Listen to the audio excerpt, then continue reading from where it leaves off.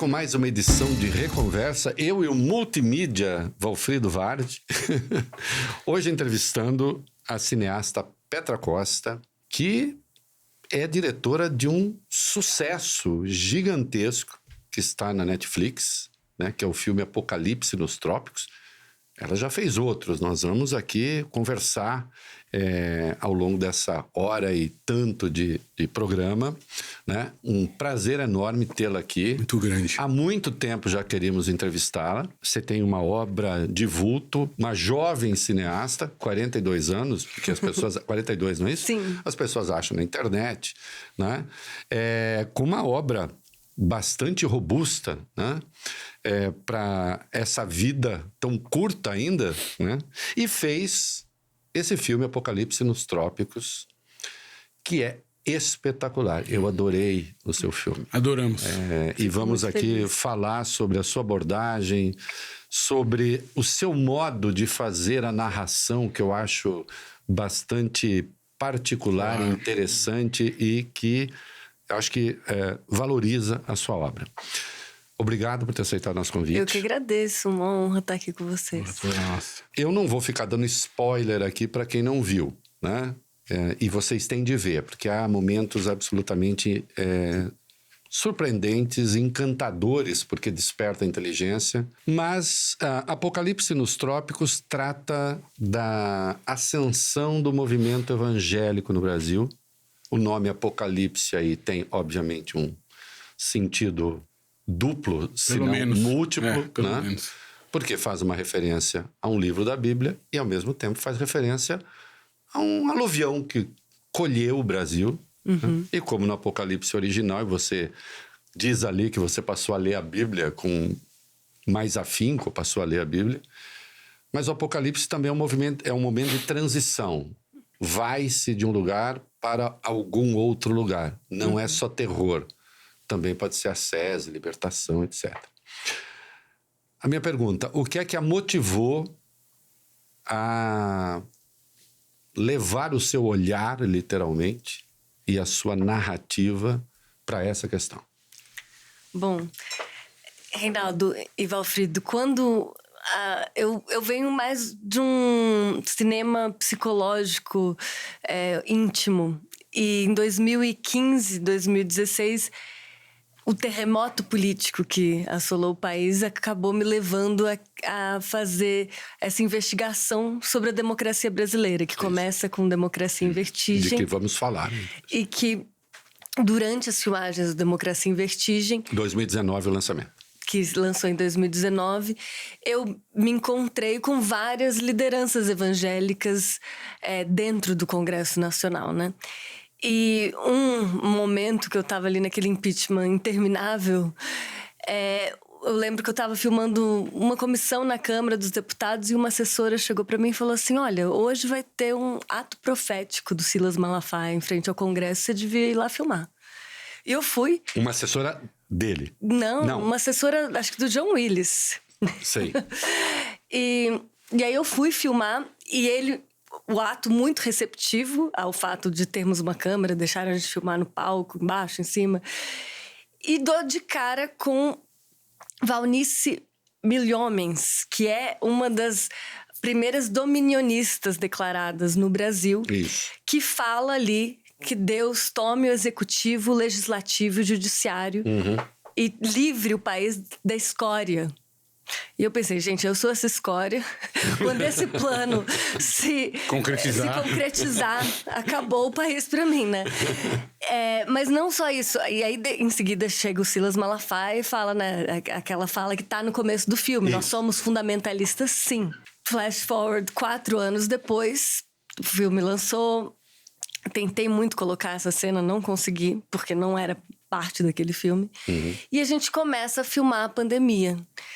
E durante o processo da pandemia, a gente começou a filmar com vários pastores que alguns estavam dando todo o apoio espiritual, físico, psicológico que o Estado não estava dando. A gente filmou em Paraisópolis, nem a ambulância entrava. Era graças à organização de pastores da comunidade que as ambulâncias começaram a entrar. E alguns pastores negando a seriedade e mantendo as igrejas abertas. E a grande inspiração deles era o mesmo pastor Silas Malafaia. Então, naquele momento, a gente decide tentar falar com o pastor Silas Malafaia. Ele nos dá acesso. E a gente fala que a gente quer fazer um documentário a longo prazo, que a gente gostaria de continuar seguindo ele por um tempo. E ele permite. E o mais fascinante é que, à medida que o tempo foi passando, ele foi... A influência dele sobre o Bolsonaro foi só crescendo, né? Outros aliados morrem, como Olavo, morre de Covid. Outros brigam, como Dória. E o Malafaia toma uma proeminência a ponto de possivelmente até ter escrito o discurso mais inflamado do Bolsonaro. Além de tudo, ela tem sorte. Tem sorte. Porque tem sorte. Demonstração de sorte de se deparar com a pessoa certa, né? Porque essa é a pessoa certa para contar a sua história, né? Sim. E lembrando que é uma questão aqui de historicizar a coisa, né?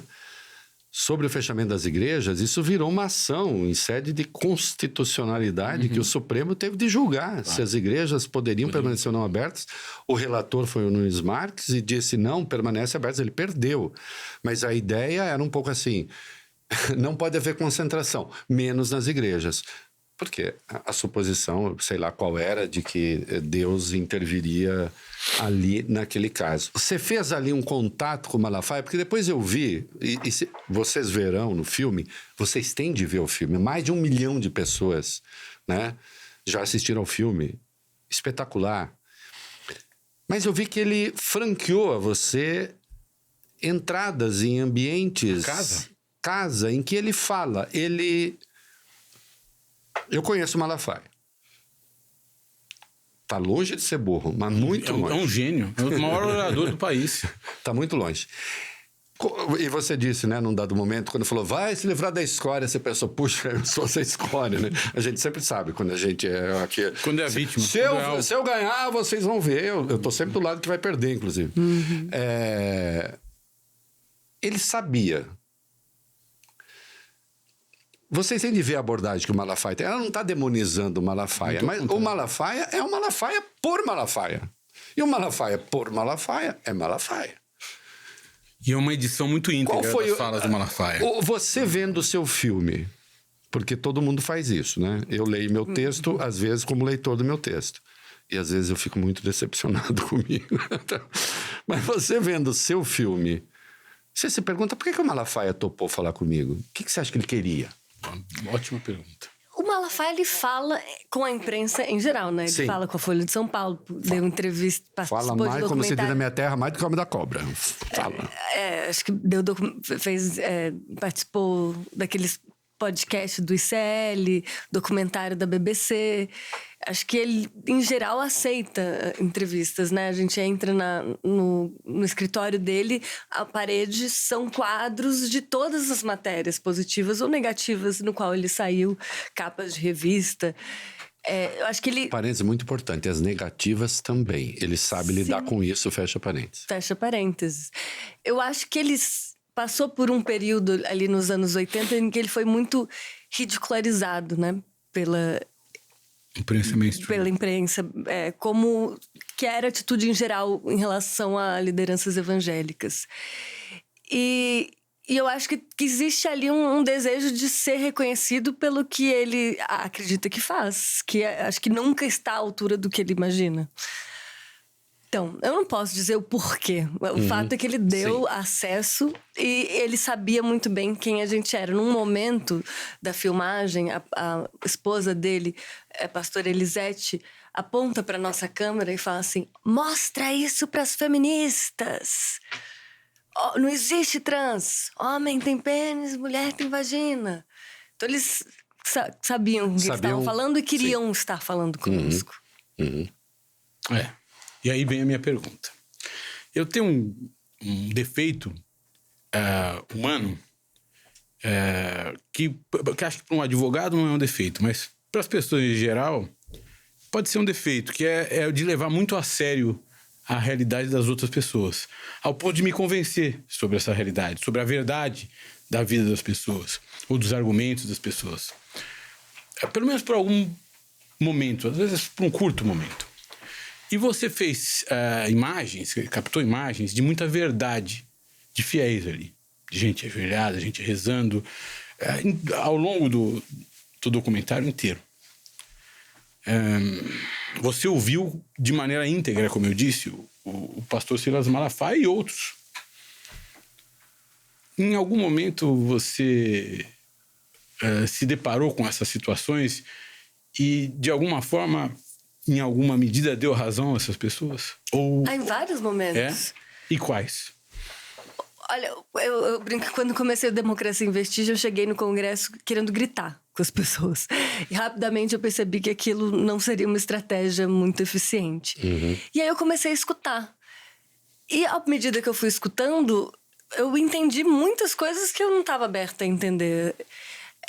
Algo que me comoveu muito, as primeiras vezes que eu ouvi, lá em 2016, que as pessoas queriam votar no Bolsonaro, eram famílias, mulheres donas de casa que falavam que tinham medo dos filhos mudarem de sexo ou de mudarem de orientação sexual. E me falaram isso muito comovidas mesmo, né? Nesse filme, por muito tempo, tinha um material que era a mulher de um pastor que falava exatamente a mesma coisa, que votaria no Bolsonaro porque o Lula ia ensinar bruxaria dentro das escolas e que ela não queria isso para os filhos dela, e também ia incentivar mais o homossexualismo. Então, eu sou a favor de todos os direitos e acho que a conquista dos direitos das minorias é uma prioridade para mim, mas eu compreendo essas mulheres, essas mães que temem pelos próprios filhos por alguma manipulação da religião que tem como objetivo justamente convencê-las. Tem muita demagogia e muito ódio. E isso eu tendo a concordar, me mobiliza menos. Mas essa perspectiva da mãe me mobiliza. Como aquela mãe que você citou. Aquela mãe, ela tem uma complexidade que escapa de qualquer estatística. Deixa só, porque como a gente conversou isso há pouco, a mãe a que ela se refere, há um momento no Apocalipse dos Trópicos em que há uma mãe e uma filha, a menina petista, podemos dizer, vota no Lula, gosta do Lula. Ela diz, não, meu negócio não é Lula, é Bolsonaro. E aí você continua a deixar a câmera aberta, não há manipulação da direção ali. Há conversa e ela vai dizendo, não, na verdade eu acho que quem mais nos ajuda é o Lula mesmo. Mas... Pode seguir. Mas ele não é da minha religião. Isso. E eu vou votar de acordo com a minha religião. E ele frequentou candomblé. Ela não sabia que o Lula era católico. Ela achava que ele recebeu um oxé de Xangô. E pra ela isso enfim, vai muito contra a fé dela. Mas eu digo, ela é complexa porque pra ela cabe a contradição da filha ter um ponto de vista diferente. E durante a entrevista ela mesma ia mudando tem muita dúvida, de opinião, sim. E o que o filme retrata não é... Assim, o filme nunca se pressupôs a retratar os fiéis, um retrato, uma etnografia dos fiéis. É um retrato das lideranças evangélicas, usando o Malafaia enquanto metonímia, para mostrar o quanto esse fundamentalismo evangélico, nesse casamento com a política, está erodindo a democracia brasileira. Mas tem uma coisa bacana nisso que você falou, agora e um pouquinho antes, que enseja uma pergunta, que é a seguinte... É o conservadorismo das lideranças que convence os fiéis, ou os fiéis são atraídos pelo conservadorismo das lideranças? Ou seja, um conservadorismo inato da nossa sociedade, de parte significativa, 30% da nossa sociedade, segundo os números que o filme traz, que são os números de verdade.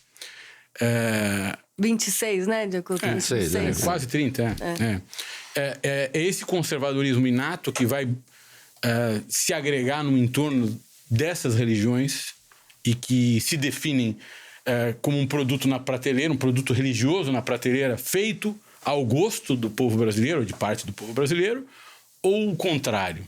Essas pessoas foram convencidas, houve uma lavagem cerebral para que elas acreditassem, por exemplo, que uma orientação diferente da conservadora, uma orientação sexual diferente da mais conservadora é algo necessariamente ruim, ou pior do que ruim? O ovo ou a galinha, né? Acho que uma coisa... Não dá pra eu dar uma resposta certeira a isso, mas alguém pensava em banheiro unissex antes da eleição de 2022? Acho que isso não era uma questão pra ninguém. Não.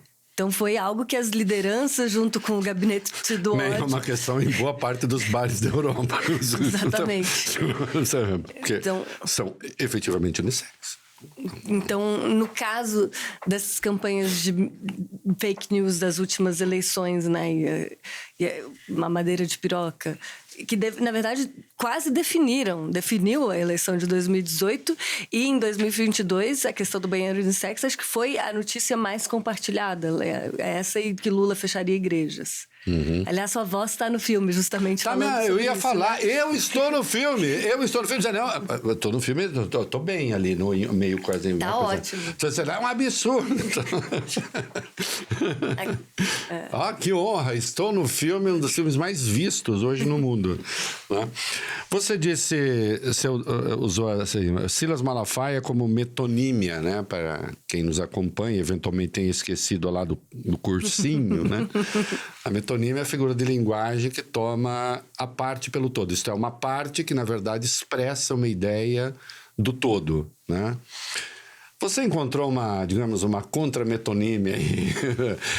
Evangélicos progressistas, é claro que isso seria um outro olhar, mas eu estou dizendo, nessa sua conversa, nessas suas conversas, ou não, ou o padrão é mais o padrão conservador, né? Que, claro, nós entrevistamos já o Henrique Vieira, o deputado...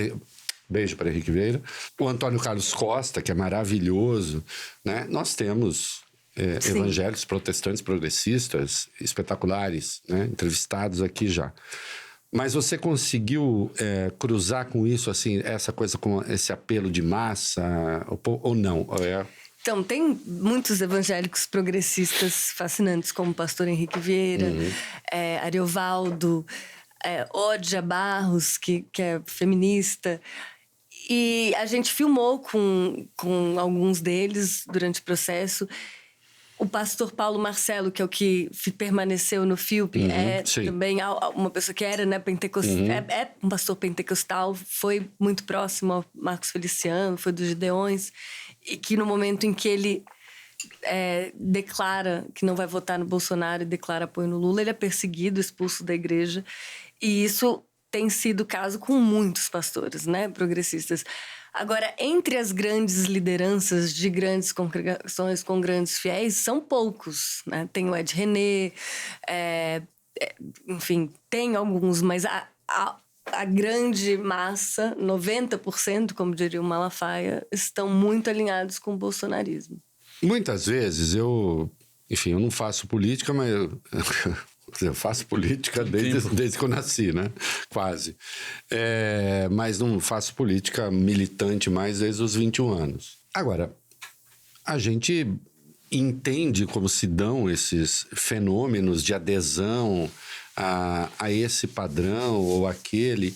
E uma das leituras muito frequentes que se fazem, e eu não acho que ela seja de todo destituída de verdade, talvez até tenha mais importância do que parece, é que existe um movimento literalmente reacionário, porque é uma reação a políticas identitárias.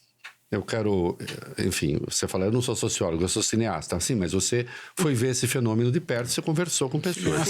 Cineastas também são sociólogos. São sociólogos também, né? Aliás, no Brasil, os cineastas são muito sociólogos. Eu sou da tese de que cinema novo toda é sociologia.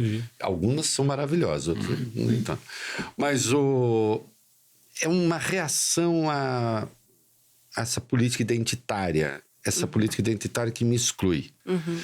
Eu não tô nessa, eu não sou isso aí, né? Porque, na verdade, esse padrão de comportamento é um padrão de comportamento excepcional nessa comunidade. Eu vejo, por exemplo, em relação à discriminação das drogas. Por mais que a gente possa achar, e eu acho, que a criminalização gera a violência, gera os territórios do crime, gera a violência policial, gera tudo isso. Ao mesmo tempo, você vai falar com a mãe Não quer. da comunidade da periferia, Sim. o pai vai trabalhar, ela vai deixar o filho, ela fala, não, peraí, mas meu filho vai ficar exposto a droga legal, eu quero que ele fique preso em casa estudando. A gente poderia falar para ela, não, minha senhora, essa é a forma mais fácil dele ser capturado, mas ela não quer. E a gente tem que levar a sério o sentimento dela. Levar a sério esse sentimento. Como é que você vê essa questão? Porque muitas vezes você disse, você cruzou com a mãe que fala, não quero que meu filho tenha acesso. Seja trans, seja não sei o quê. Será que a política identitária às vezes não erra também de conversar pouco com as pessoas e conversar muito consigo mesma? Acho que sim. Mas é importante, para mim foi muito importante entender o fenômeno que a gente importa no Brasil a partir de 2011, que é das guerras culturais. Como elas começam nos Estados Unidos nos anos 70, né? E não é a partir das políticas identitárias de lá que começam as guerras culturais, necessariamente. Teve uma decisão muito clara e política a partir de uma lei que proibia segregação em escolas e exigia que essas escolas pagassem imposto, que revoltou a muitos pastores evangélicos, donos de escolas no sul dos Estados Unidos, porque o fundamentalismo, não por acaso. O fundamentalismo evangélico tem uma ligação muito forte com o movimento supremacista branco, que é algo que eu nunca tinha ouvido falar antes. E então a grande ironia, né, desse movimento vir para o Brasil, se infiltrar e ser adotado por uma população majoritariamente negra. Sim. E então esses pastores se revoltam com o fato de não poderem mais ter escolas segregacionistas que não pagam imposto e decidem entrar na política. O grande representante deles é o Jerry Falwell, que fala, precisamos criar um movimento. Esse movimento vai ser chamado Maioria Moral, porque ele vai juntar os protestantes com os católicos. Não é à toa que o Malafaia no filme fala, nós somos a maioria, ele está ali citando ao Jerry Falwell. Se me permite, parênteses, maioria moral e que eles usam maioria silenciosa. Sim. Né? Siga. Exatamente. E ali eles decidem criar esse movimento chamado Maioria Moral. Eles falam, mas qual vai ser a nossa pauta? Nossa pauta não pode ser que nós somos contra o fim da segregação, né? Até então, um ano, acho que anterior, a maior parte das igrejas evangélicas tinham se declarado nos Estados Unidos a favor do aborto. Ali eles decidem criar o mito do aborto. E criar essa revolta com o aborto que até então não existia. E esse vira o mote do movimento Maioria Moral, que vai eleger o Reagan e que está por trás da eleição do Trump também, porque para mim o Jerry Falwell é quase que o maior idealizador do atual governo Trump e tudo que ele tem feito em relação o plano de domínio mesmo, na cultura, na educação, em todas as áreas, tentando impor essa cultura cristã, que o Trump nunca se lixou para isso. Mas porque ele tem como base o voto evangélico, esse voto evangélico que se consolida nos anos 70, isso vira uma pauta. E a gente, 50 anos depois, né, 40 anos depois, vai reproduzir o mesmo modelo de guerras culturais, porque serve muito bem à direita. Você agarrar uma pauta como aborto, casamento gay, banheiro unissex, revolta a uma massa trabalhadora que não quer justamente perder os filhos para qualquer medo cultural que se crie, mas que são, na verdade, eu acho que pautas, manipuladas. E há uma coincidência perversa aí, né? Vai entrar, meu filho. E há uma coincidência perversa. Nome delicado. Que... tá bom, vou parar. Mas eu não quis dizer que você não é.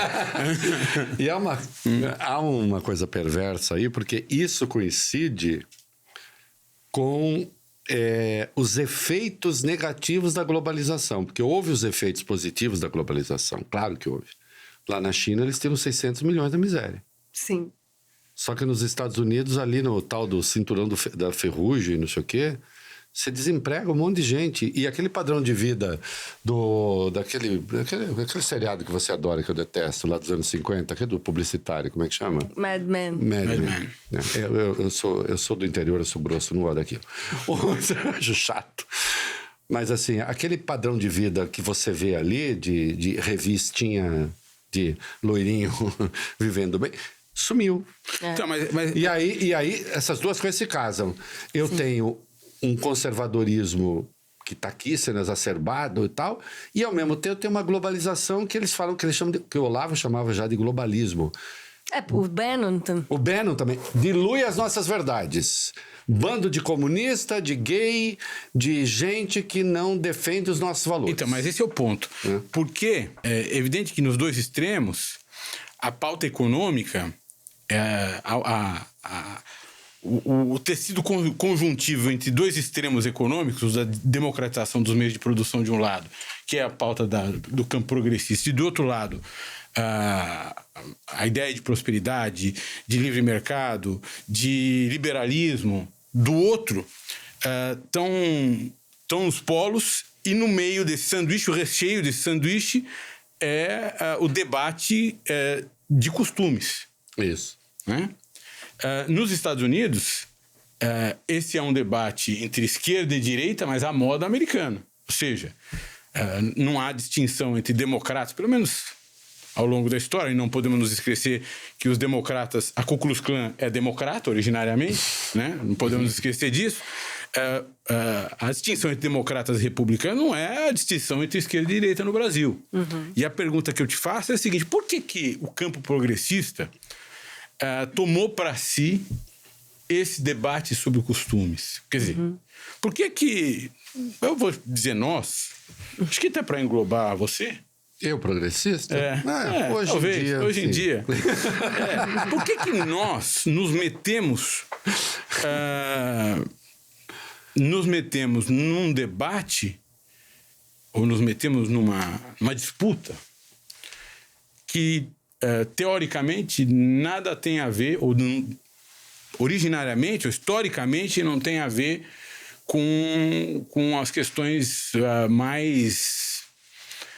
digamos assim, econômicas, emocionalmente ligadas ao pensamento de esquerda, que é a distribuição de renda, que é a democratização dos meios de produção, que é eu não vou nem falar da ditadura do proletariado, porque não é disso que nós estamos falando. Nossa, como você, Marques. Hoje em dia, né?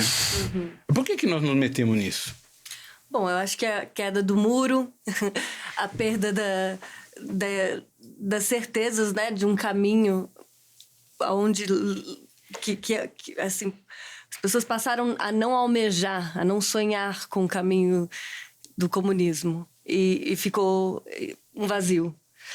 E esse vazio foi preenchido por lutas históricas de conquistas de direitos, as lutas das mulheres, as lutas da população LGBTQIA+,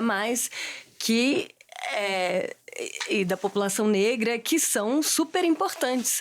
A questão é que não é suficiente só lutar por isso, né? Ela precisa vir junto, essas lutas precisam ser acompanhadas de lutas de classe também, né? Para serem completas. Mas a questão é como propor uma luta de classe quando o mundo inteiro está sequestrado, com exceção de alguns países, para uma lógica capitalista falida, e em que nesses países a esquerda não está propondo uma alternativa para isso. Acho que por isso também que a esquerda acaba abraçando essas pautas e alienando pela forma como abraça, não por abraçar, porque eu acho que é essencial abraçar essas pautas, mas pela forma como abraça, alienando grande parte da classe trabalhadora, né? Tem um livro do Vitor Araújo, que é um especialista no movimento evangélico no Brasil, que ele fala como a religião distrai os pobres, como a pauta de costumes deixou o voto econômico de joelhos. Isso. E ele mostra como a ascensão, o crescimento da população evangélica no Brasil nos últimos anos tem sido proporcional à queda de votos do PT, né? As pessoas estão passando a votar mais e mais por costumes e menos por interesse econômico. Esse é o grande dilema da esquerda no Brasil, com certeza. E eu acho que ela ainda não está encontrando uma solução para esse dilema. Né? Eu conheci o texto do Vitor Araújo e há uma questão aí que é meio devastadora. Devastadora que eu digo porque não tem muita resposta. Assim. Devasta a teoria sem apresentar resposta. Porque o PT fez movimentos que integrou a economia de mercado vastas camadas, desde a diminuição brutal da miséria que houve, e, no entanto, não prestou atenção. Mas não é que quando eu digo não prestou atenção, não estou dizendo assim, foi negligente e tal. O problema é que não adianta, a gente não consegue adivinhar a história, né? Quem dera, desse para fazer isso. Mas não conseguiu atentar para isso, porque muitas vezes os valores estão descolados da questão econômica. E se a gente fosse prestar atenção ao Marx, isso já está lá. Nem sempre a questão superestrutural é a mesma da questão da infraestrutura. Claro. E, no entanto, não se soube trabalhar isso. O PT até hoje tenta entrar em contato, os progressistas entram em contato com a comunidade evangélica e não consegue. Sim. Porque há uma fixação de que determinado padrão é reacionário. Talvez se devesse entender o que quer dizer reacionário. Reacionário não é bem isso. Mas eu acho que ela a ideia de Apocalipse, que ela explora muito bem no filme, que não é o fim dos tempos, mas é basicamente o fim de uma era... Que é o que é o Apocalipse. Para de alguma maneira, se recriar. Ou seja, o teu filme, ele traz... para o público precisamente o desejo escatológico dessa direita alternativa, extrema direita, que é fazer terra arrasada para a partir dali criar um novo mundo, né? Mas você sabe o que é curioso? Pelo menos enquanto eu assistia, e depois eu gostaria de explorar a interseção desse filme com o anterior, com Democracia em Vertigem, que tá muito clara no filme, a interseção. Mas antes disso, você foi chegando a essa ideia de Apocalipse, desse Apocalipse sobre o qual falamos aqui, antes de começar? Ou você foi filmando, pensando, lendo, estudando, e aí no meio do caminho fala, aqui tem um mote bacana? O João Moreira Salles fala, eu sou materialista quando eu faço meus filmes, e eu acho que qualquer pessoa que queira fazer cinema de ensaio tem que ser, porque senão é cinema de tese, né? Sim. Cinema de ensaio no sentido do material informar a sua reflexão. Então a gente foi filmando, e aí a partir dessa filmagem a gente foi vendo, né? A gente trabalhou com a Jordana Berg, que foi montadora de todos os filmes do Eduardo Coutinho, e uma equipe enorme de editores talentosíssimos, Vitor Miaciro, Eduardo Gripa, e aí horas e horas e horas de filmagem que se condensaram num corte de 8 horas, depois 4 horas.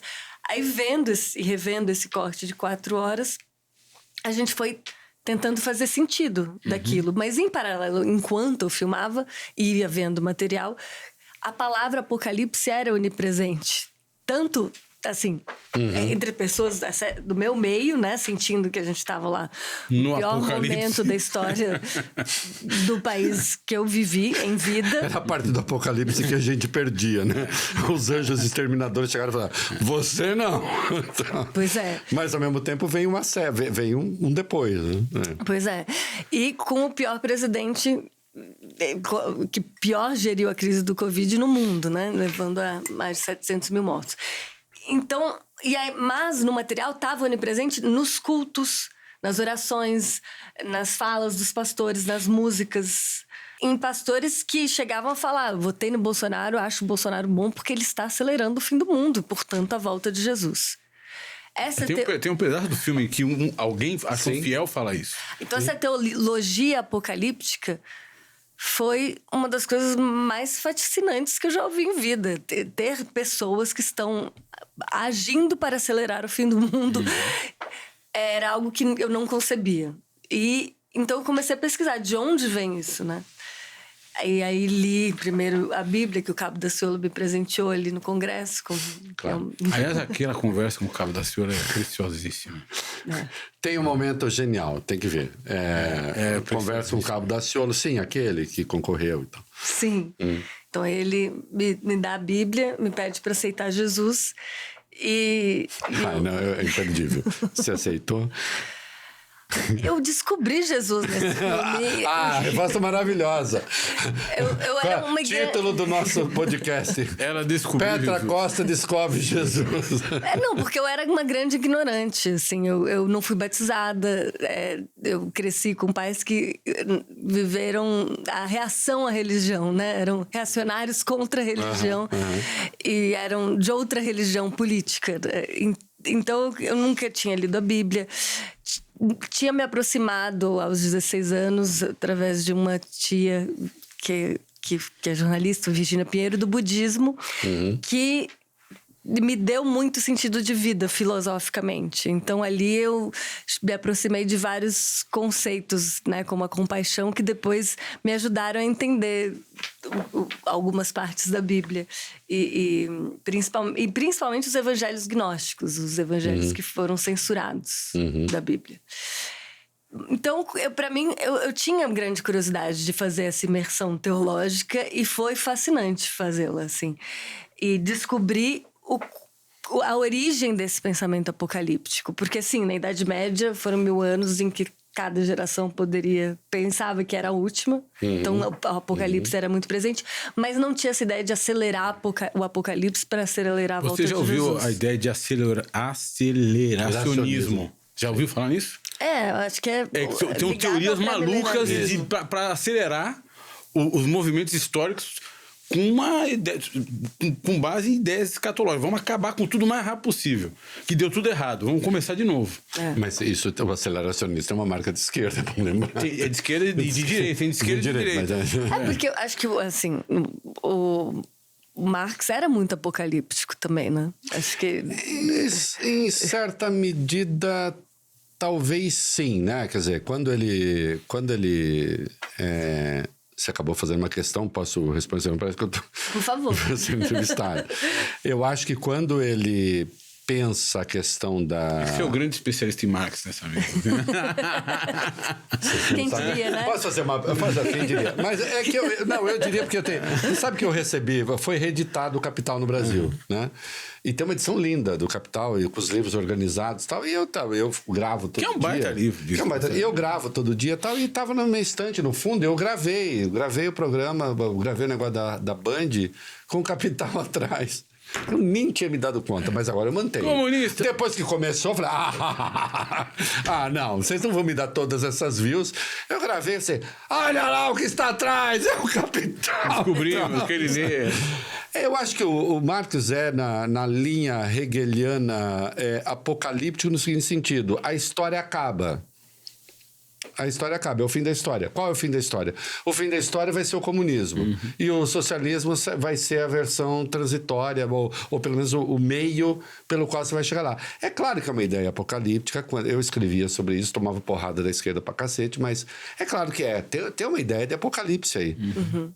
E tem todas as evidências de que isso em si estava errado. Sim. Ainda que ele estivesse certo em muita coisa. Sim, eu acho que a leitura... Porque o Francis Fukuyama depois retoma isso do Hegel e diz assim, o fim da história e o último homem. Mas aí o Francis Fukuyama inverte Marx. Não, o fim da história não era o socialismo com vistas ao comunismo, era o liberalismo.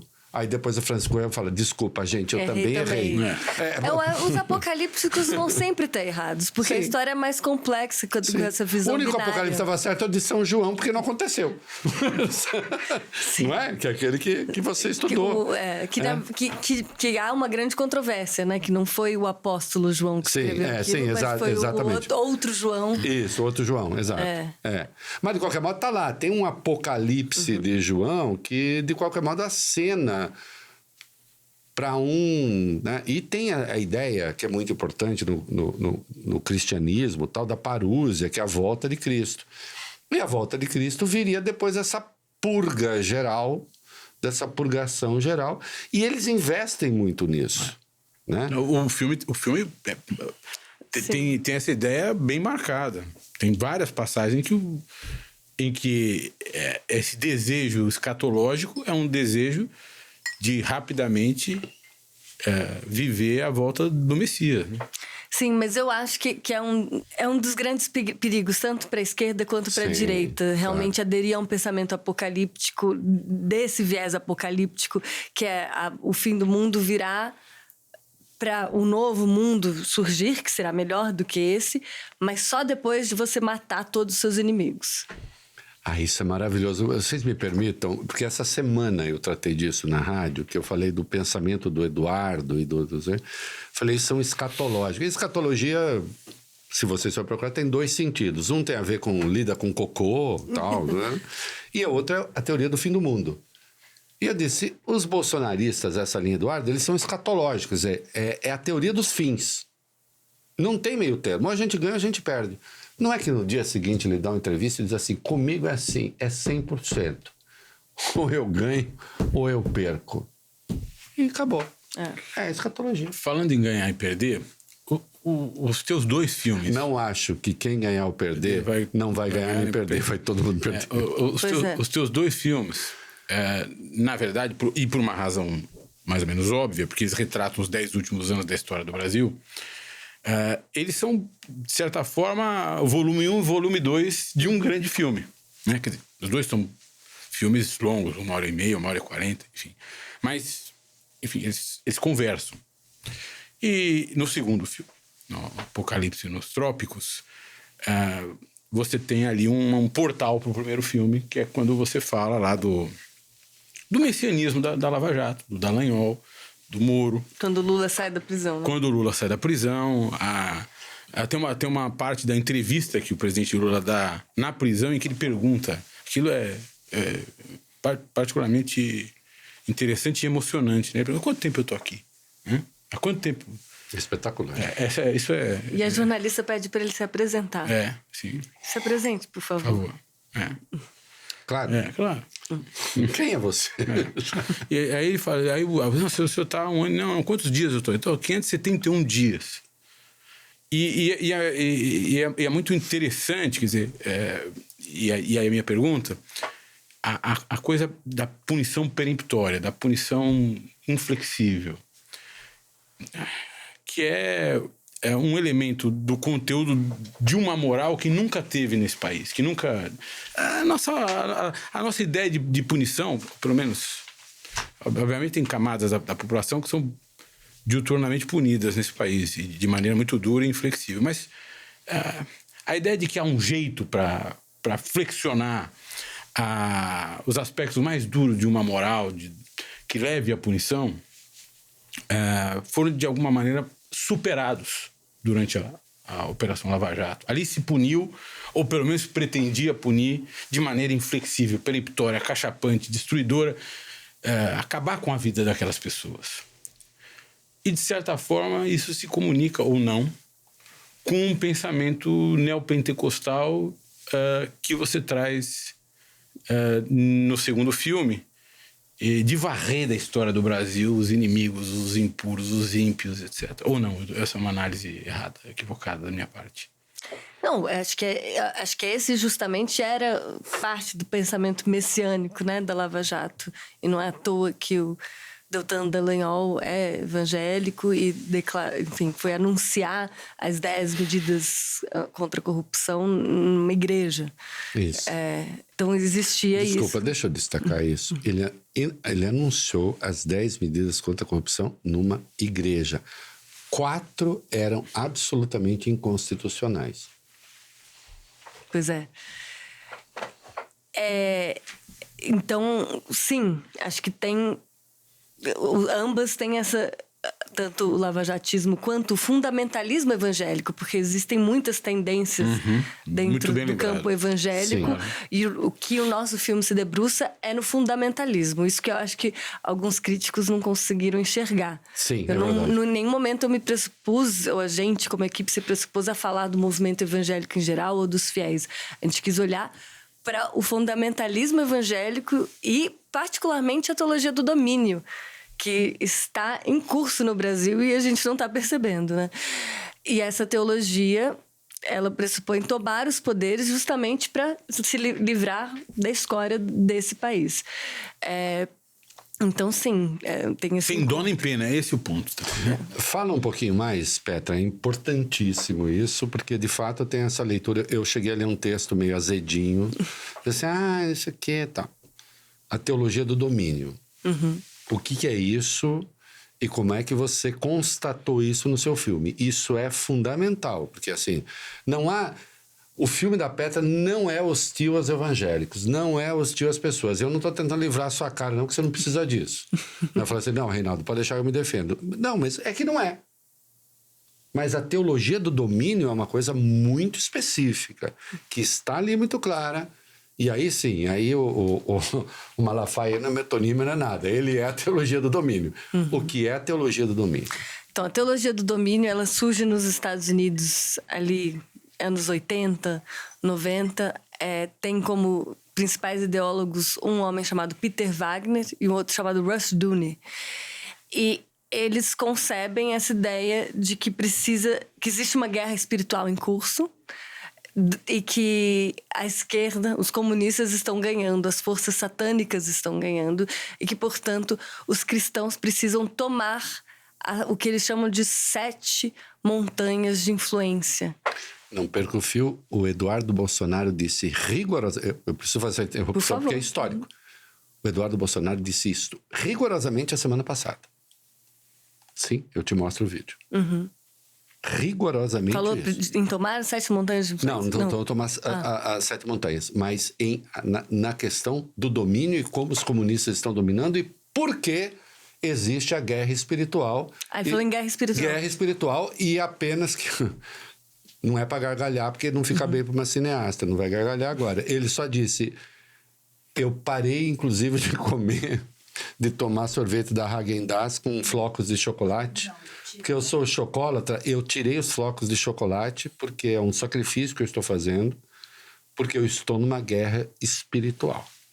Olha. E falou justamente dessa questão... Dentro do carro. Do domínio, dentro do carro. Não continue, por favor. Eu não vi, quero ver. A Michelle tem um discurso também muito dominionista. E aí, eu recomendo a leitura desse livro. Você pode pedir pela Amazon, acho que não existe ainda tradução. Fala de novo o nome do livro. Em português eu ainda não falei, chama Dominion. Sim. É do Peter Wagner. E ali ele traça plano por plano o que é o dominionismo e como ele se trava. E ele diz que ele concebe o dominionismo como resposta à teologia da libertação. Porque ele achava que, na época da teologia da libertação, que aquilo era um erro, que que era errado misturar religião com política. Claro. Mas depois ele fala, não, na verdade eu me equivoquei. E porque eu me equivoquei, eles estão ganhando. E, portanto, a gente precisa entrar em guerra para conquistar esses territórios. E os territórios são finanças, família, entretenimento, política. Tem muitas pessoas próximas ao Trump que são dominionistas. E é isso que eu falei, o governo Trump é um claro exemplo do dominionismo em ação. Assim como foi o governo Bolsonaro. Polêmica, foca em mim. Assim como no campo da esquerda... É exatamente isso que é. Você fala do Gramsci? Né? Quer falar? Pode falar. Não, fica por trás. Gramsci é o contrário. É o contrário. Assim como no campo da esquerda, e o Olavo escrevia muito a respeito, e não sem... Quando eu digo razão prática, quer dizer, tem um fundamento que é teórico. O Gramsci também era um teórico da guerra cultural, só que era uma guerra cultural. E quando eu estou falando invertida, não estou querendo dizer assim, essa é ruim, essa também é ruim, não. O Gramsci dizia apenas da construção do Partido Príncipe, que esse Partido Príncipe abarcaria toda a realidade. E todas as contradições nós viveríamos no interior do partido. Hoje, essa turma acha todas as contradições, a gente vive no interior aqui dessa nossa religião. E quem estiver fora dessa religião, portanto, está fora do mundo. Né? E ao mesmo tempo, eu acho que essa sua fala, ela leva a uma outra pergunta. Quer dizer, por que nós... Tem coisas ali que são ditas pelos personagens do teu filme, né? Que fazem sentido, que não são necessariamente disparates, coisas absurdas, né? Por que nós temos essa tendência de estressar as diferenças e repudiar os consensos? Porque o que você está dizendo aqui, o que o Rei acaba de dizer, é o seguinte: nós nos embalamos como produtos políticos e vivemos demonizando o produto dos outros. Muito embora nós tenhamos aí pontos de toque. Tem uma história célebre do Goebbels tentando convencer o Hitler a apoiar o comunismo na Alemanha. E o Hitler diz a ele, tá na biografia do Goebbels, de jeito nenhum, e eles brigam. Porque ele precisava ter uma doutrina política única e que, de certa forma, se distanciasse de outras para que ele pudesse prevalecer no mercado de ideias políticas, radicais, sobretudo. Por que a gente é assim? Gente, eu quero ler essa biografia. É muito boa. Ela trata o Goebbels de idiota do começo ao fim, mas ao mesmo tempo traz muitos argumentos para dizer que ele era um gênio, inventor da publicidade, da propaganda política. Grande inventor. Eu, enfim, acho que tem várias formas de entender a sua pergunta. O que eu enxergo, o que eu vim a enxergar fazendo esse filme é, por exemplo, o quanto toda política de direitos humanos ela tem de cristã. E o quão pouco o campo que defende direitos humanos enfatiza isso. Uma baita sacada essa. Né? E dizem que no Ocidente o inventor dos direitos humanos foi Jesus Cristo ou Paulo. Né? Que vai falar, não, Deus não é só para os escolhidos, né? Não é só para os judeus. Eu sou um grande fã do Paulo, acho que é o Paulo. Deus é para todos. É para prostituta, é para o não judeu, é para a mulher que separou, que foi apedrejada. Deus é para todos. Isso é e não a é criação só para os judeus, humanos. é para os gentios. Exatamente. Exatamente. Então, acho que o campo dos direitos humanos poderia focar mais nisso até para traduzir, porque é uma questão de linguagem. A gente se perdeu em linguagens que acabam sendo muito elitistas. A gente quem? Esse agente, você tem que falar quem é a gente. A gente que cursou uma universidade, a gente que se alinha com um campo mais progressista, a gente que defende os direitos humanos. E nessa hora tem o gancho fundamental, eu preciso falar disso. Você tem uma origem, né? Seu pai tem uma história, sua mãe tem uma história, seu avô tem uma história que talvez até as pessoas não saibam. Né? E isso também, enfim, a gente tem um currículo oculto, não adianta fazer de conta que não. Né? Não vou aqui contrastar. O avô dela foi um dos maiores empreiteiros do país. Não vou contrastar, minha mãe era empregada doméstica. Não vou fazer essa brincadeirinha, porque hoje eu não sou mais o filho da empregada e nem você é a neta do empreiteiro. Mas você já foi neta do empreiteiro apenas quando nasceu, sei lá, com a mãe militante de esquerda, pai militante de esquerda, eu já fui empregado. E hoje a gente é outra coisa. Mas, de qualquer modo, essas coisas ficaram em nós. Né? Como no livro Menino Antigo, do Drummond, não adianta fazer de conta que eu não tenho o que eu era, porque eu tenho o que eu era. Né? Como é que isso formou sua cabeça? E aí eu queria que você fizesse essa leitura também. Né? A sua mãe militante de esquerda, seu pai militante de esquerda, seu avô fundador da Andrade Gutierrez, uma das maiores empreiteiras do país. Né? Você vem na cabeça de muita gente da elite dourada do Brasil. Não adianta. Quantas centenas de pessoas têm a sua origem? São poucas centenas no Brasil. Sim. Eu quero que você fale um pouco disso, porque como você coloca muito o seu olhar nos seus filmes, e a gente precisa falar da narrativa dela, que é uma questão técnica. Tem uma pergunta que se segue a sua aqui. Eu quero a questão da sua narrativa. Eu confesso que quando eu comecei a ver Democracia em Vertigem, eu me incomodei um pouco. Eu falei, essa narrativa lenta está me incomodando, essa coisa muito espaçada. E depois eu vi como você estava me fazendo pensar cada coisa. E eu vi assim, essa moça está pensando nessas coisas. Ela não está fazendo por acaso. E agora, no Apocalipse, nos Trópicos, isso ficou ainda... Ela dita um ritmo. Ficou evidente. É um ritmo de compreensão. Eu tô querendo saber um pouco de você no mundo. Eu trato um tanto disso no Democracia em Vertigem, Sim, né? exatamente. Aliás, O que era necessário. é a pra chance, fazer de, aquilo que você é a faz chance ali. de falar disso também. Que você já começa falando quando você nasceu, o que estava acontecendo quando Ela dá você uma nasceu. vacina. Isso, Toma uma vacina. Isso. É. Necessária. Claro.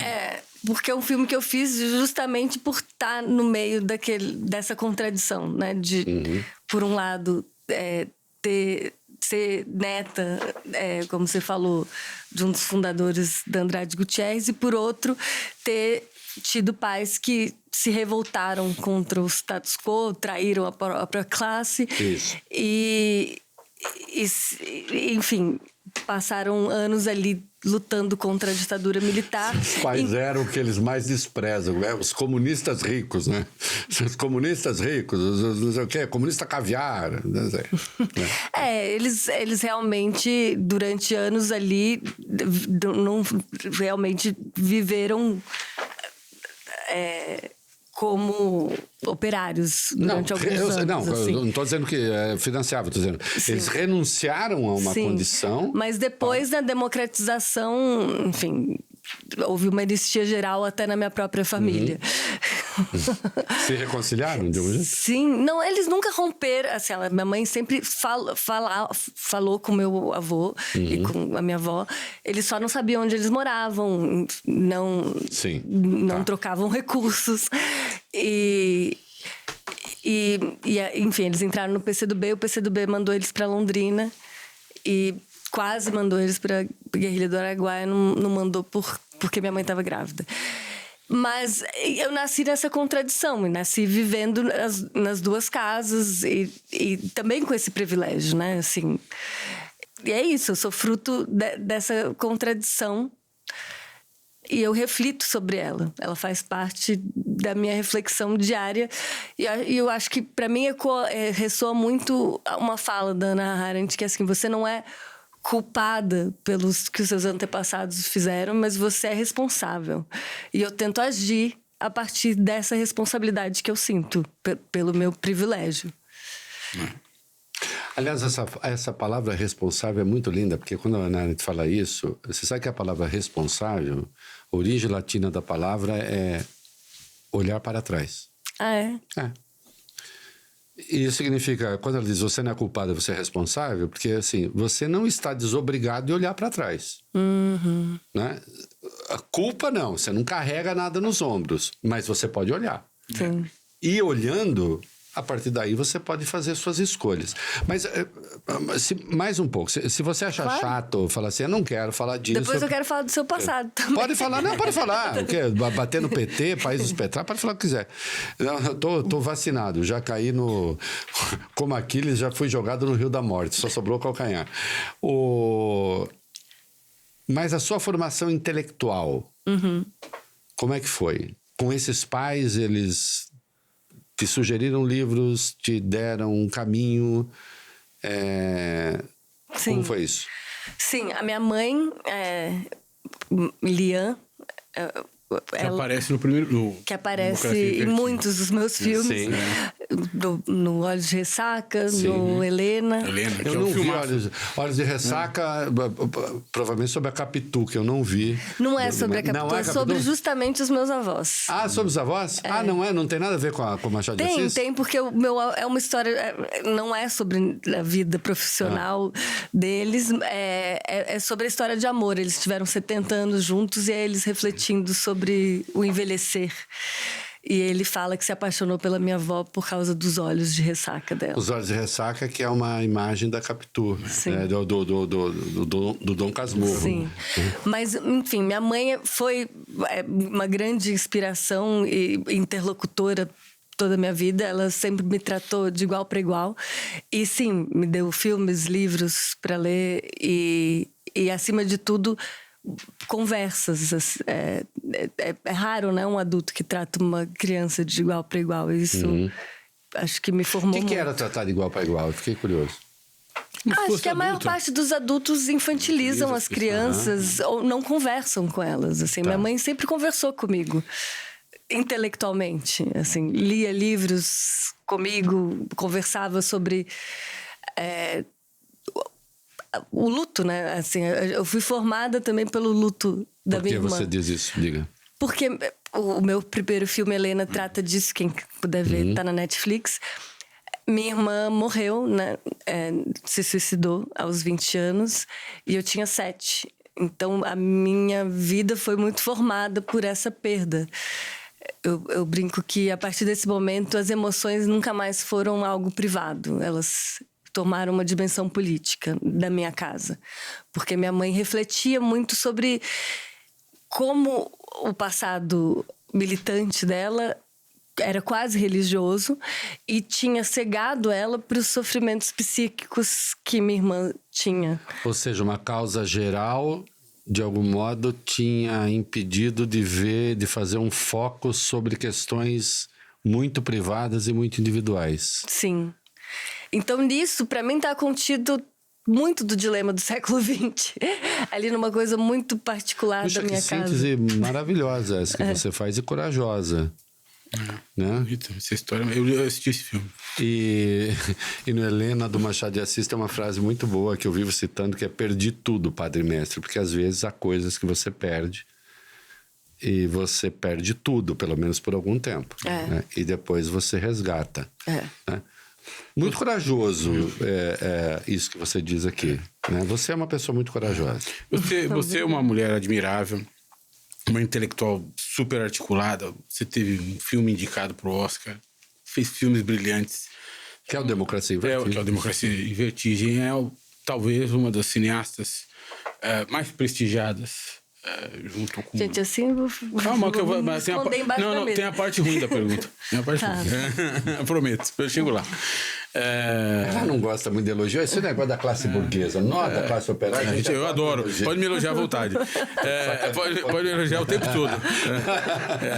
Eu preciso para formar minha autoestima. Edificar a autoestima. Mas, enfim, você tem todos esses atributos e tem mesmo. E enfim, merece todo o sucesso que você tem. Mas isso, de alguma forma, condiciona o seu olhar para os personagens desses seus 2 filmes. Ou seja, você se observa ou se pega a observá-los acima deles? Por esse conjunto de qualidades? Bom, isso seria o meu principal inimigo interno, né? Assim, e eu acho que eu não sei se isso faz parte... Sobretudo esse monte de crente que você ouviu. Acho que não sei o quanto isso faz parte da minha constituição. Todo mundo pode cair nessa armadilha. Mas eu sou uma pessoa muito... Assim, por conta da morte da minha irmã, eu cresci muito tímida e muito insegura. Então, acho que a insegurança ainda faz parte da minha constituição. Você e eu sentia de alguma coisa parecida com culpa, de algum jeito? De uma sobrecarga sobre você? Porque... foram muitas coisas, assim. Mas eu sei que a vergonha e a insegurança me tomou por toda... Vergonha por? A vergonha enquanto sentimento. Vergonha de existir. Já que ela não, porque eu sim... Não sei se era ligado ao fato dela isso, ela aquilo. Mas você ser marcado por uma morte tão cedo... Entendi. E ali toda a minha vida mudou. E eu fui desenraizada de muitas formas. E eu passei a ser a própria vergonha e a própria insegurança por muito tempo. Então, eu não me aproximo... Desculpa, Petra, que idade? Nós estamos falando aqui... Eu tinha 7, mas isso começou com 5, porque já estava um vendaval. Então, eu me aproximo do outro um pouco com essa insegurança também. E que eu acho que me ajuda enquanto documentarista, porque eu não tenho certeza de nada. Eu busco não ter. E quando eu tenho, enfim, tento dissolver essa certeza também. Então, eu espero não ter. E também, eu nunca tive preconceito com qualquer comunidade religiosa, porque percebi e percebo o quanto a religião é importante na vida das pessoas, o quanto ela dá sentido. Quando você começou o filme, e não vou te pedir para dizer qual é a sua opinião, que eu acho que seria injusto com você e poderia estragar a beleza do filme. Mas quando você começa o filme e termina o filme, começa a filmagem, termina a filmagem, começa a edição, termina a edição, você tinha rigorosamente a mesma opinião do Malafaia, por exemplo? Não. Isso é interessante, tem gente que diz o coeficiente de um filme ou de transformação de um filme é o que... É o quanto você se transforma, né? Do início ao fim. Não, eu comecei muito ignorante. Assim, o Malafaia pra mim era uma pessoa que berrava e ponto. Eu não entendia o apelo. Não que ele às vezes não dê essa impressão mesmo, ele não se esforce para isso, mas enfim. Mas vendo horas e horas e horas de cultos do Malafaia, eu vinha ganhar uma apreciação enorme pela retórica, pela dimensão de autoestima que ele dá para a juventude e para todas as pessoas que frequentam a igreja dele. Né? Quem mais diz? Você vai ser a geração que vai mudar o mundo. Vocês vão ser os presidentes, os ministros da Suprema Corte, os desembargadores. Ele nunca esquece de falar dos desembargadores. Vai entender por quê de amanhã. Então, é um coaching que as pessoas precisam. Onde mais? E além disso, ele tem um ótimo sistema de som, um ar-condicionado incrível. Então, acho que deve ser um dos melhores programas ali na Penha. Ou seja, ele oferece conforto a quem quer ouvi-lo. Não sacrifício. Boas músicas. Coisa que não é o caso nas manifestações da esquerda na Paulista. Como né? é o nome do avião? Do avião dele? Presente de Deus? Presente de Deus, alguma coisa do tipo. É Presente de Deus, né? Eu achei aquilo espetacular. Deus costuma dar aviões. Mas eu achei Quando não é Deus que dá aviões, mas eu achei espetacular. São os árabes Você lá que sabe dão o que eu achei espetacular? pro Trump. Não. O que eu acho espetacular é que a esquerda ela tem vergonha da prosperidade. Se você convida um político genuinamente de esquerda para ir a um restaurante chique, caro, ele sente vergonha disso. E o Malafaia não tem nenhuma vergonha de entrar no avião que ele comprou com uma atividade religiosa, de se jactar do avião e de conexionar, de articular o avião com a religião que ele professa. Ele não tem nenhuma vergonha, nenhum constrangimento. Mas isso é a teologia da prosperidade. Nenhum né? constrangimento. Eventualmente, a gente que assiste, quer dizer, a gente que não é daquela religião, vê isso com maus olhos. Mas certamente quem é da religião vê isso como eu acho que presente, de fato, um presente de Deus. Por muito tempo se criticou as lideranças evangélicas por esse viés até hoje. Eu acho que isso não afeta Ninguém. Exatamente. Porque as pessoas ambicionam ter essa riqueza. Então ele é um exemplo. Aliás, a crítica mais... Batendo um papo. A crítica mais obtusa que se pode fazer essa questão dos evangélicos é falar, eles se preocupam com grana, tá dizendo, mas qual é o problema? Eles não têm nenhum problema em exibir isso. Ao contrário, quando eles exibem isso, eles falam assim, olha como Deus faz a gente prosperar quando a gente tem um bom propósito. O que a gente vê nos debates, nas redes sociais, nas comunidades evangélicas que têm visto o filme, é uma preocupação de, poxa, eles estão corrompendo a nossa fé. Eu queria saber... aliás, essa é uma excelente questão. Que tem isso? Tem, muito. Porque o seu filme já foi visto por mais de 1 milhão de pessoas, não sei o número exato, mas eu sei que é um baita sucesso na Netflix. Eu cheguei a ler alguma coisa de que estava entre os mais vistos no mundo. Hoje é 1 milhão e 1. Mas estava entre os mais vistos no mundo, tal. Sim, ficou entre o 7º mais visto no mundo. Tá com narração em inglês também? Tem a versão? Tá com a narração em inglês. Qual o número? Desculpa. Tava como o 7º mais visto do mundo. Do mundo. De língua não inglesa. De língua não inglesa. E aí você certamente já tem reação. Também no campo evangélico. Sim. É o quê? Então, a reação que eu mais tenho visto no campo evangélico é essa de... Estão corrompendo a nossa fé. Falar de política assim dentro da igreja está desvirtuando a fé. Isso são os falsos profetas. E aí citam versos bíblicos. Nosso reino não é dessa terra. Então é interessante que enquanto campo progressista fala, na verdade, a religião está corrompendo a política, o campo evangélico vê o filme com a principal conclusão que o problema é que a política está corrompendo a religião. E isso tinha acontecido já nos grupos de estudo, como que chama? Grupos focais que a gente tinha feito com evangélicos durante a montagem do filme, e agora nas redes sociais isso está bem claro. Eu só não sei se... eu adoraria que isso prosperasse. Agora, considerando a dedicação com que o Malafaia... Porque o Malafaia virou o principal orientador do Jair Bolsonaro. Vamos ser claros, ele virou. Claro. Depois do Olavão, do Olavo de Carvalho, tô caçando urso lá no céu agora, lá na Virgínia, né? Depois do Olavão, virou o Silas Malafaia. E tem um momento maravilhoso do Silas Malafaia com o Jair Bolsonaro no dia que o Jair Bolsonaro ganhou a eleição.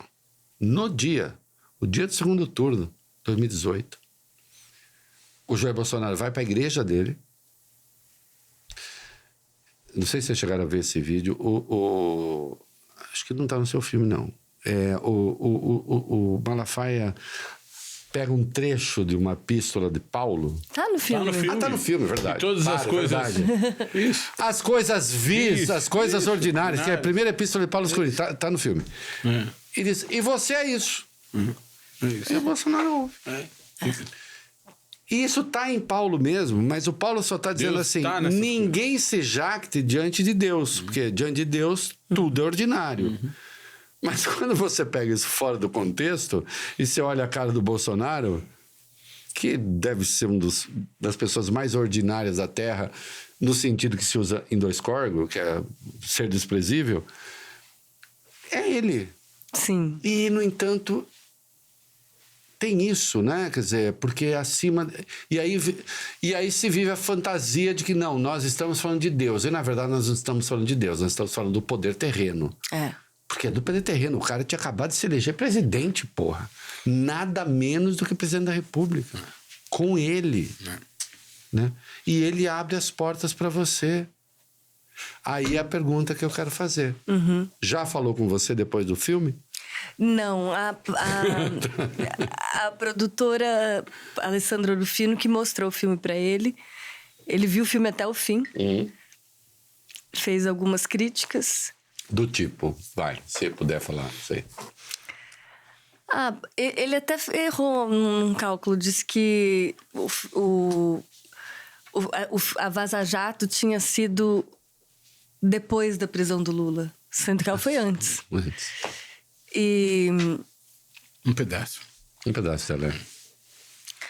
E coisas assim... Enfim, sugiro vocês chamarem a Alessandra. Você sabe que é uma grande sacanagem no filme? Contar com mais detalhes. Ele se maquiando com aerógrafo.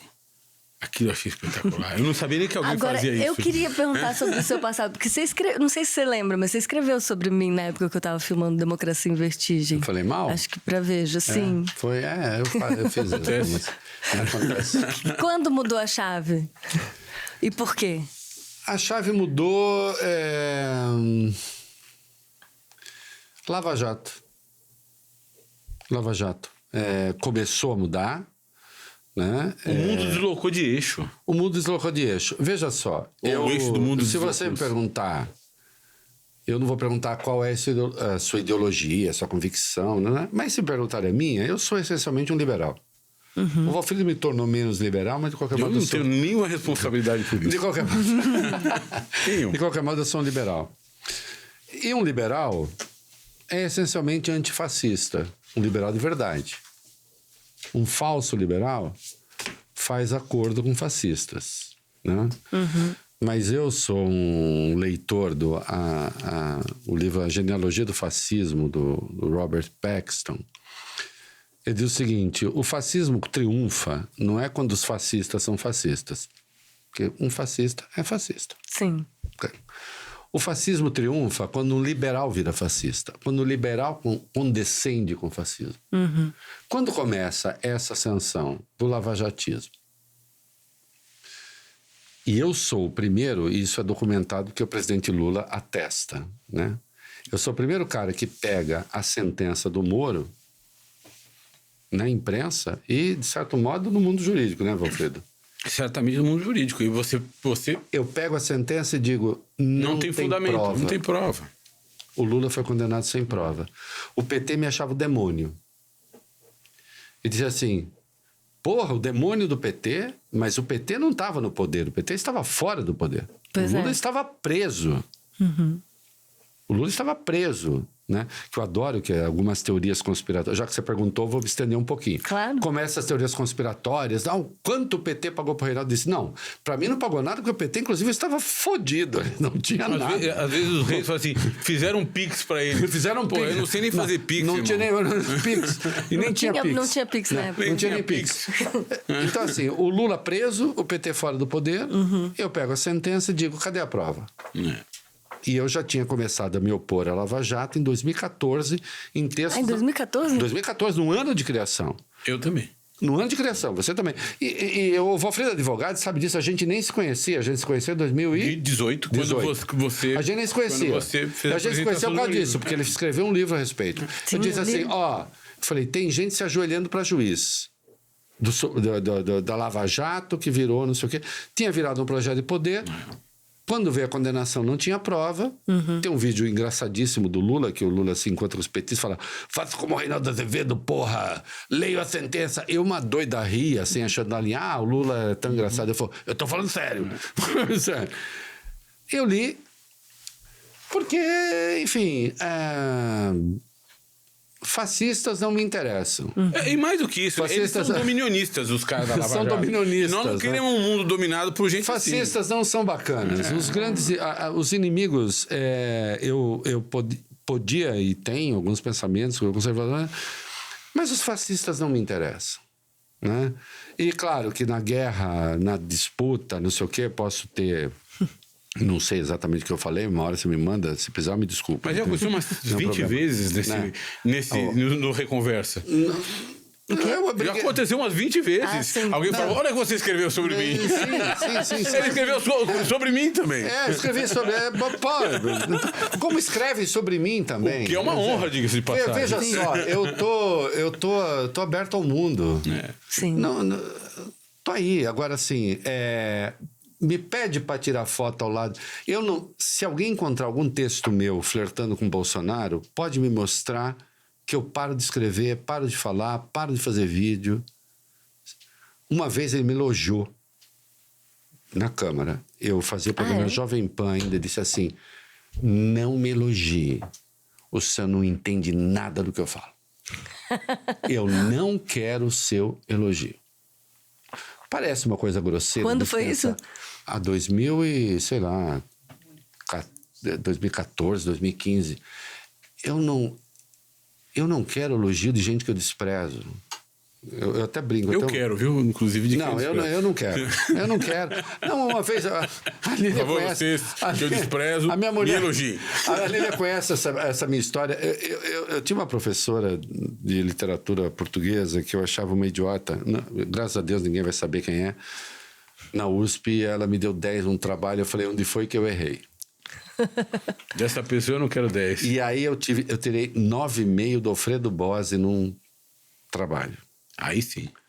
Aí eu falei, por que é que ele não me deu 10? Eu fiquei parecendo aquele aluninho do primário que tinha vontade de reclamar nota com a professora. Eu amargo esse 9,5 até hoje. Então, assim, Petra, eu acho...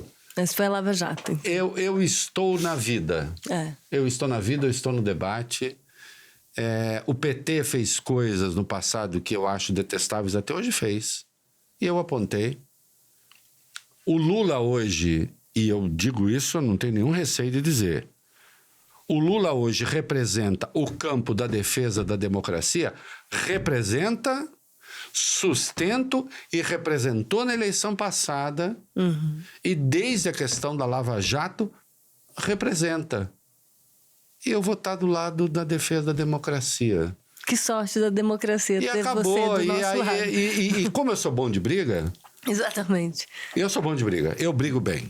Muito bom de briga. Eu brigo bem. Muito bom de briga. Mas vamos, já que a gente falou de democracia, vamos falar de mercado. Eu tenho muita curiosidade para saber como é que faz um filme desse. Pô, distribuído no mundo inteiro, 1 milhão de pessoas assistiram. E no final desse último filme tá lá, dirigido, concebido, dirigido, produzido, Petra Costa. Mas eu imagino que tem uma equipe enorme por trás disso também. Explica pra gente como é que funciona isso.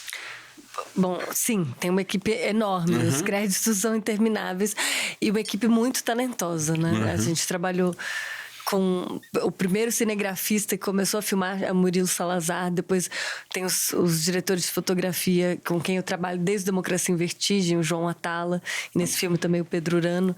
E montadores geniais. Eu escrevi esse filme com muitos dos montadores e a produtora Alessandra Orufino. E, enfim, muitas pessoas de grande talento. É uma banda, uma orquestra. Mais uma orquestra pela quantidade de gente. É injusto que se olhe tanto só para o diretor, né? Porque é uma obra realmente muito coletiva, o cinema. Mas esse filme só foi possível porque a gente fez parte de um negócio que chama Catalyst, nos Estados Unidos, que faz parte do Festival de Sundance, em que você mostra o filme para vários investidores. E esses investidores investiram no filme. Mas você mostra o filme antes? Não, a gente mostrou um teaser. O quê? Um teaser. O teaser que você mostrou tinha o quê? Tinha pandemia e um pouco desse foco na questão evangélica, mas ainda muito embrionário. Mas é evidente como você fez um outro filme de enorme sucesso. Foi indicado, obviamente, há um nível de confiança. Pro Oscar, há um nível de confiança muito grande. Foi por isso. Mas era um momento, né, que a gente não queria aplicar para nenhuma lei de incentivo, porque o Bolsonaro estava no poder. Claro. E era um filme sobre o poder, então não fazia sentido ter dinheiro do governo. Não do governo, das leis nacionais, mas enfim, das leis de incentivo. Você teve nesse? No Democracia em Vertigem? Teve Lei Rouanet? Teve... Não, também não. Também não. Também não. Desculpa perguntar, não sei se pode responder, se não puder, não tem problema. Quanto custa para fazer um filme desse? Eu não posso falar. Não pode.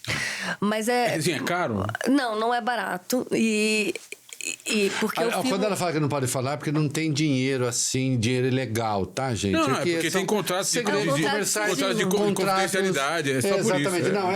Não, é porque nessa hora, não pode falar. Não pode falar. Não, eu posso falar quem financiou. O filme foi financiado por pessoas que têm empresas que investem em documentário. Natural. E eu nem estou perguntando por isso, eu só estou querendo compreender, e acho que é importante isso que você está dizendo, que esse filme não foi feito com um centavo de dinheiro público, importante nem de isenção fiscal. E não tem problema nenhum ser. Se fosse. E é super importante ter leis de incentivo para o cinema nacional. Mas o caso foi feito sem. Mas o caso foi feito sem, foi feito com dinheiro dos Estados Unidos e da Inglaterra, de filantropia e desses investidores privados, que aliás eu espero que comecem a ter no Brasil. Não existe essa espécie que investe em documentário porque acha legal, porque tem muito dinheiro e acha legal investir em documentários de impacto que não são da sua própria produtora. Não existe ainda no Brasil. Espero que comecem a ter mais pessoas. A gente vai dar um pouquinho de dinheiro pro seu próximo filme. Já tem um compromisso aqui. Eu e o Reinaldo vamos dar uma grana. Queremos ser investidores do seu próximo filme. Estamos aceitando. Brad Pitt... Quem é Brad Pitt é um cara parecido com você, Reinaldo Azevedo. Assim, não. E eu com o George Clooney. Não chega tanto, mas de qualquer maneira. Quem é Brad Pitt no seu filme? Eu conheci o Brad Pitt no almoço dos indicados ao Oscar de 2020. Ele estava lá indicado por aquele Era Uma Vez em Hollywood. Que é um baita filme. E a gente conversou, ele tinha visto algumas... O Democracia em Vertigem. Sim. Tá. Ele tinha visto também algumas séries brasileiras, falamos. Eu já tinha uma admiração imensa pela produtora, do qual ele é um dos fundadores, que chama Plan B, que fez 12 Years of Slave, Big Short, Moonlight... Muitos filmes bem... Moonlight é um grandíssimo filme. Sim. Espetacular. Muitos filmes bons... E aí eu conheci o produtor, que é braço direito dele, que chama Jeremy Kleiner, quando a gente com a Alessandra, a gente estava em Sundance, quando a gente estava justamente terminando de financiar o filme, e eles se interessaram e entraram. Foi, acho que o primeiro documentário que eles fizeram. Você falou com ele? Meu lado gossip. Você falou com ele, conversou, ele se interessou pela história? Se interessou. Ele tem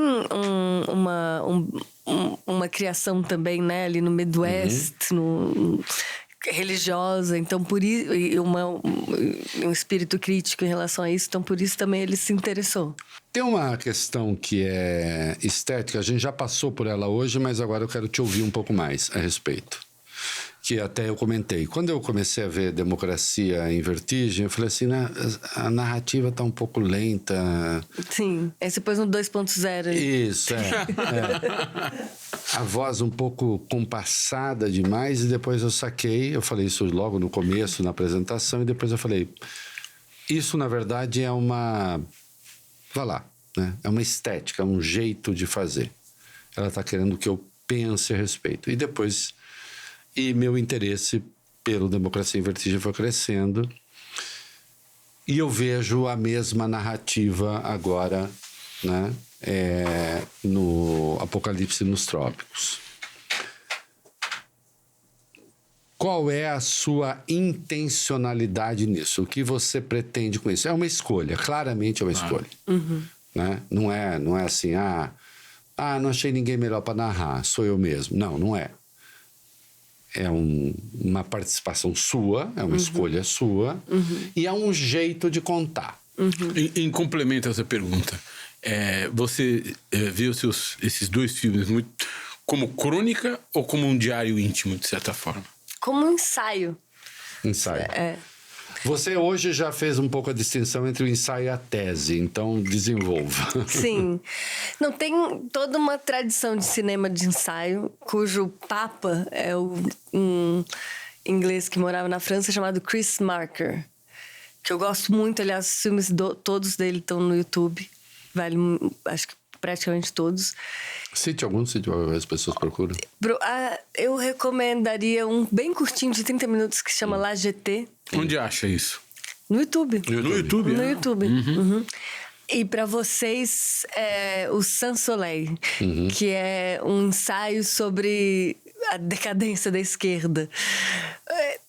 Por que para nós?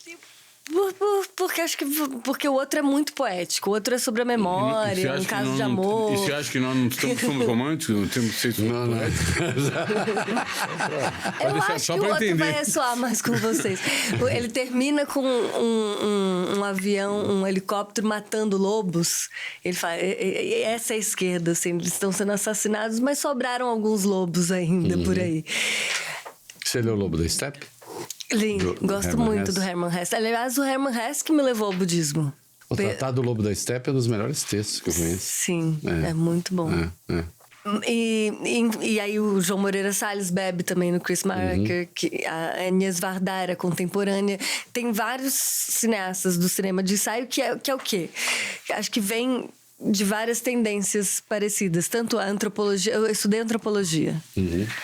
Na antropologia... A sua formação original porque a antropologia não é uma faculdade, é uma especialização. Você fez o quê? É que eu comecei no Brasil fazendo artes cênicas, na USP. E aí eu transferi para Barnard, que é dentro da Columbia. E lá eu fiz um major que chama em antropologia. Em antropologia, tá bom. Tá. E depois um mestrado em psicologia social. Mas na antropologia tem aquela crise ali nos anos 70, 80 que fala: poxa, a gente estava sendo colonialista, essa suposta objetividade que a gente achava que a gente tinha não existe. Ela era uma máscara do nosso colonialismo. Na verdade, é uma visão já condicionada. E a coisa mais honesta que a gente pode fazer é revelar o nosso ponto de vista nas nossas próprias etnografias. Então, isso me contaminou depois, quando eu vou fazer documentários, assim. Tanto um gosto pelo cinema de ensaio, que é um cinema que explora a subjetividade e a memória, coisas que... Daí que você se exponha no Democracia em Vertigem. Sim. Você expõe a sua origem. Sim. Qual é meu ponto de vista nisso? Sim, de onde eu tô olhando. Mas naquele momento, a gente tem que entender. esse filme aparece num momento ainda muito perigoso para fazê-lo. Sim, não. Requeria muita coragem e, sobretudo, a luz das origens dela. Nós estávamos ainda com esses caras manejando o país. Manejando processo penal. Não, eu fui chamada uma traidora do Estado pela SECOM. No dia que o filme é indicado ao Oscar, que eu vou finalmente escolher o meu vestido. É mesmo? Ah, que fofo. Sim. E você foi Teve um texto oficial sobre isso? Claro. Eu virei Trending Topics do Twitter. Petra Costa Lies. Uau. E um texto, um post oficial da SECOM falando que eu era uma traidora do Estado. Pediram a minha prisão pela Lei de Segurança Nacional. Como é que é? Pediram a minha prisão Chegaram a pedir sua prisão? pela Lei de Segurança Nacional. Ninguém vai preso com base nessa lei. Fica Pois é. tranquilo. E como você De qualquer modo, a lei acabou. Acabou a lei. Enfim, mas o Bolsonaro criou 3 artigos fundamentais no Código Penal, crime de golpe de Estado e por aí vai, que é contra a democracia. Enfim, mas você falou da cerimônia do Oscar. É bacana a cerimônia do Oscar? Eu acho superestimada. Superestimada? Sim, eu achei bacana esse almoço, porque esse almoço, de fato, você pode conhecer os outros indicados. Só estão os indicados. Não tem os agentes, os publicitários e os extras, né? O Oscar, pouca gente sabe, mas tem muito extra. Teve um momento, eu fui com a minha mãe e a minha equipe, e teve um momento em que eu fui no banheiro e aí veio uma pessoa sentando numa cadeira e minha mãe ficou desesperada. Não, é minha filha. Era um extra, porque toda vez que alguém sai, o cara tem uma senta pessoal pra na fila para ocupar o lugar. Tem tudo. Mas eu mal conseguia escutar o que estava sendo dito ali no palco. É tudo meio feito para televisão, então quando você está na plateia você não escuta. Agora, Petra, caminhando aqui para a conclusão, você fez Democracia em Vertigem. É um sucesso, o filme foi um sucesso. Você foi indicada aqui para o Oscar. Você fez agora o Apocalipse nos Trópicos. Na Netflix, distribuído pela Netflix. É um sucesso gigantesco. Depois desse programa vai ser o maior ainda. Depois, então, agora vai explodir 10 milhões de agora espectadores. você não consegue não consegue ir à feira. Né? Não vai à feira. Depois, Acho não que vai conseguir a feira. Abriu caminhos também? Já? O Apocalipse? O Apocalipse sempre Quando o Apocalipse abriu caminhos, Apocalipse abriu caminhos é uma frase sempre bíblica. Né? Apocalipse abriu... Pergunta, Petra, o Apocalipse abriu caminhos? Já... Claro, você devia ter projetos anteriores, mas... horizontes que se abrem com isso, você tem uma resposta positiva do público, você tem, isso é inegável, mas também da indústria que move essa máquina, que é importante. Sim. Você precisa disso para poder. Você tem só 42 aninhos, você tem mais uns 800 filmes pela frente. Sim, eu tô conseguindo aos poucos financiar o meu próximo filme.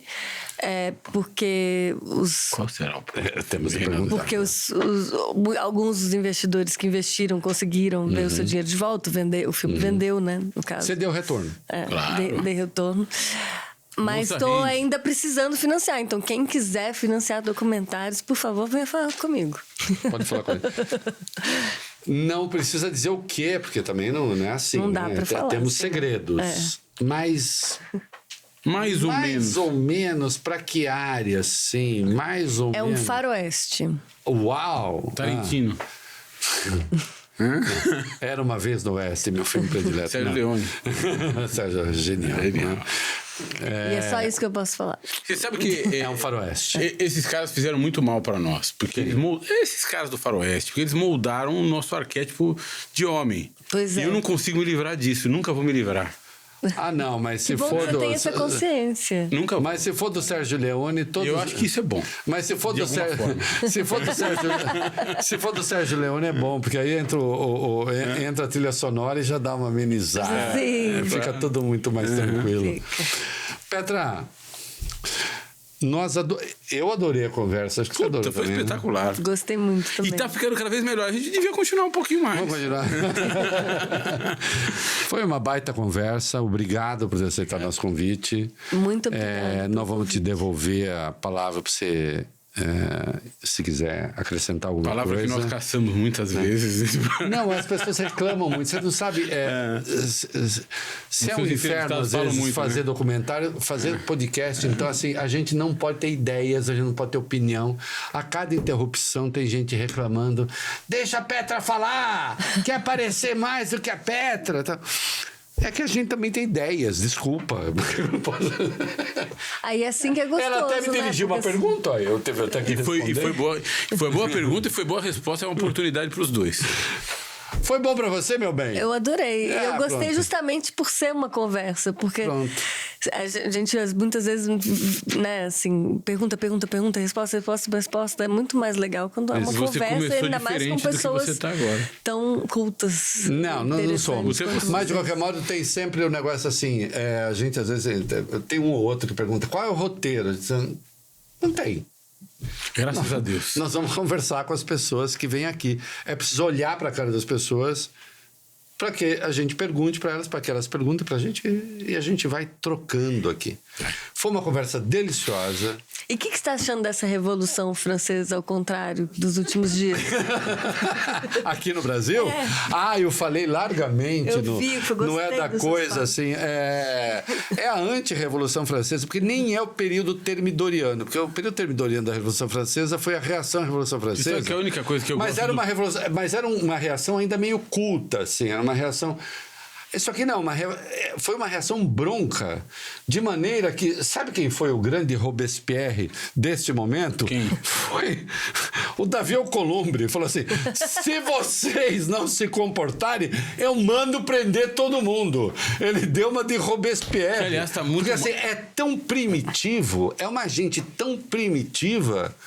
que o Davi Alcolumbre precisa falar, se vocês não pararem, eu mando cortar a cabeça de todo mundo. Mas diga-se de passagem, é importante deixar claro para os nossos espectadores que a imunidade parlamentar não é infinita. O perímetro da imunidade parlamentar não admite a prática de crimes. Isto. A imunidade parlamentar serve, basicamente, ela é afetada pelas suas funções, que são, efetivamente, legislar. Ela não serve para fechar o parlamento por 30 horas. A função tem imunidade parlamentar. Isso. O cara, para fechar o cara parlamento, tem. não. Fechar o parlamento por 30 horas é coisa da ditadura. Isso.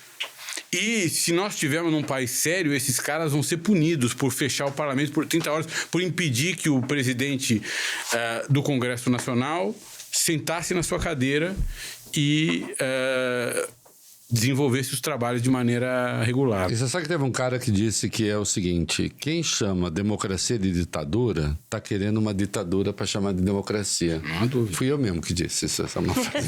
Esse cara é bom, viu? Esse menino vai longe. Citando. Sim. Petra, encerra para nós.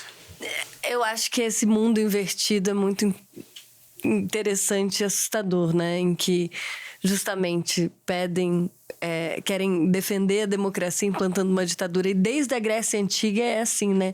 Toda vez que você terminou com a democracia, para defender a democracia, eu vou acabar com a democracia. Isso. Enfim, se vocês assistirem Apocalipse nos Trópicos, outras reflexões virão. Não perca Apocalipse nos Trópicos, é um grande filme. O Platão chegou a sugerir o tirano de Siracusa e depois ele disse, errei. Né? Não existe tirano que ilumine as ideias. Isso. Todo tirano, É uma o que ele merda. faz é matar a liberdade. Isso. Né? Ele é Uma merda. uma merda. Né? Grande entrevista com Petra Costa, eu adorei, foi muitas vezes melhor do que eu imaginava, já adorando seu filme. Eu diria que foi uma das melhores, se não a melhor entrevista que nós Foi fizemos. uma das melhores A centésima. entrevistas que fez. Olha. A centésima entrevista. Centésima entrevista de gala.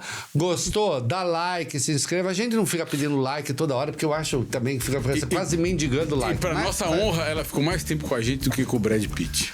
Exatamente. Com o Brad Pitt foi uma conversa de meia hora. Com a gente foi uma conversa 1h30, 40. 1h40 minutos. Petra, muito obrigado. Eu Foi uma que delícia. agradeço. Se inscreva no canal aí. É isso, tá? Dê like. Obrigado.